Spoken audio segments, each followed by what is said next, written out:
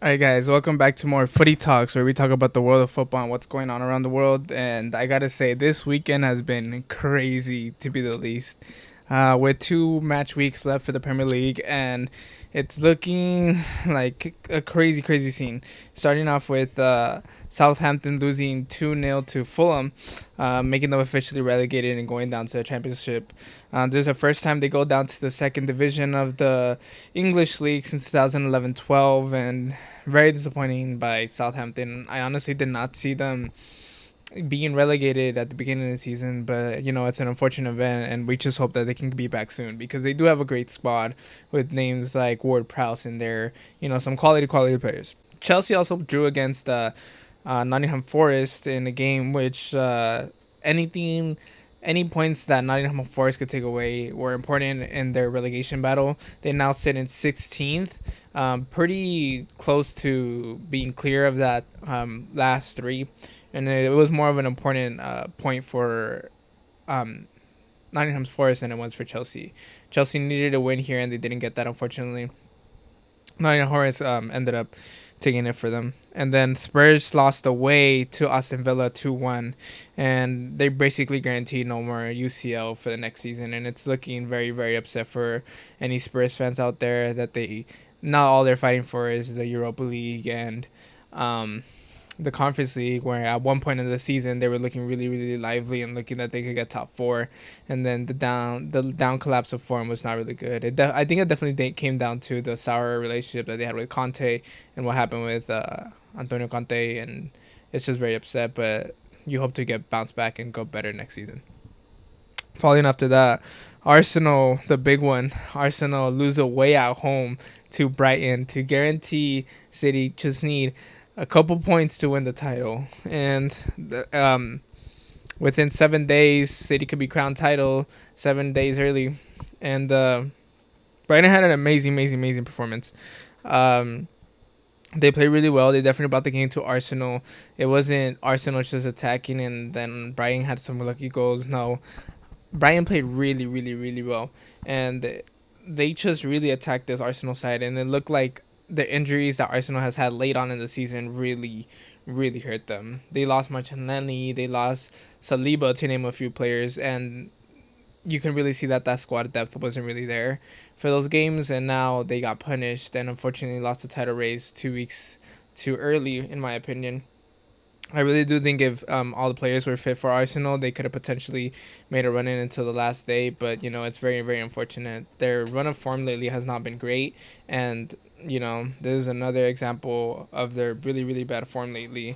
And Brian capitalized. That's not to discredit Robert Deserny, the Brighton manager, for what he has done for the Brighton team. This Brighton team has been amazing throughout the whole season.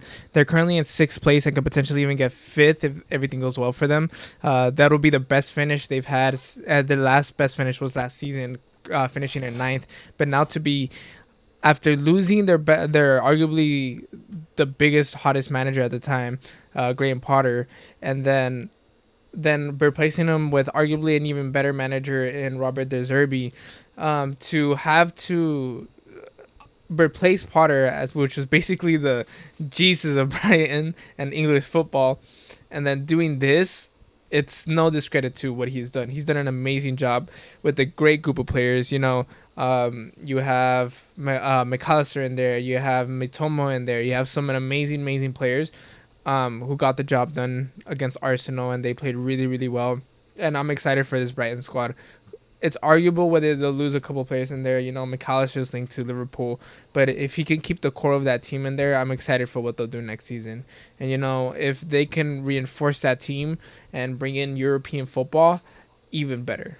Great job by the not just the manager but the Brighton board. I feel like this club has really progressed throughout the years, and they're really, really doing well in the Premier League. So applause to Brighton. Man City, all they need is to win against Chelsea to be guaranteed champions, or if Arsenal don't win their next game whatsoever, they're already guaranteed champions. And if Arsenal tie Man City, all they need is 1 point. So long as Man City win the next game against Chelsea, they're guaranteed champions. And I don't expect Man City to do anything less.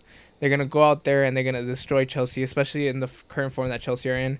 I don't see Chelsea doing well. I'm sorry, Chelsea fans. I just don't see your club doing well against a dominant Man City side. But yeah, Newcastle also drew to Leeds in an important game for Leeds. Leeds are also in a relegation battle, and it was super important points for Newcastle as well. Too, they needed a win and they didn't end up getting that.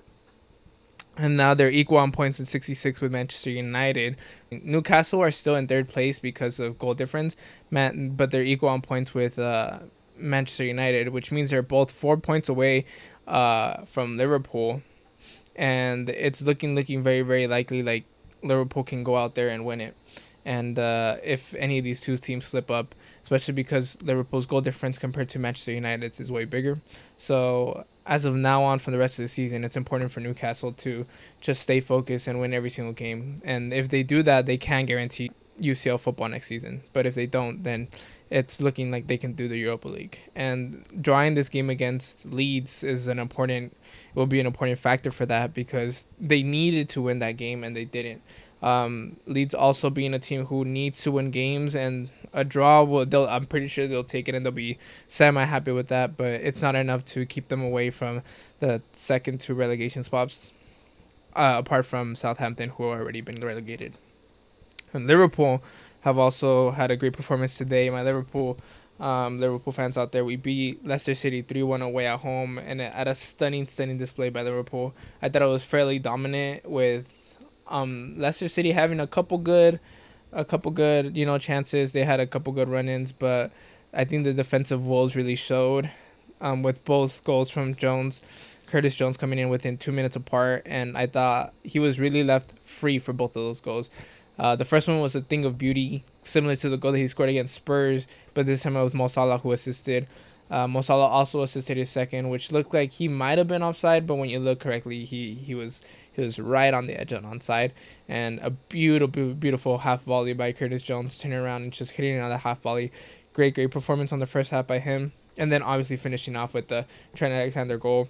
Trent Alexander-Arnold's free kick actually gave Mo Salah his hat-trick of assists for the first time in his Liverpool career. So another good thing to be excited about for the Reds. And it's looking like if we keep up this form, we can get top four. And all we can do now is win the last two games of the season. Leicester City, on the other hand, are looking more likely to be relegated. Another team that I really did not expect to be relegated at the beginning of the season. But I think ever since there's been a change of manager at Leicester, things have really gone downhill. They just don't look like the same team they did from past seasons. And it's very surprising because they do have some great players in there. Vardy has slipped down a little, but he's still an amazing player. Madison is still there. Barnes is still there. Ndidi's still there. Tielemans is still there. A lot of great talent, but they're not really going at it right now. This means that they're now on 30 points in 19th place, right below Southampton, who are already relegated, and they're 1 point below Leeds, and then 2 points below Everton, who are currently in the safe spot of 17. So it's really tight. There's a 2-point difference between those three teams, and anything can happen within the last couple games of the season.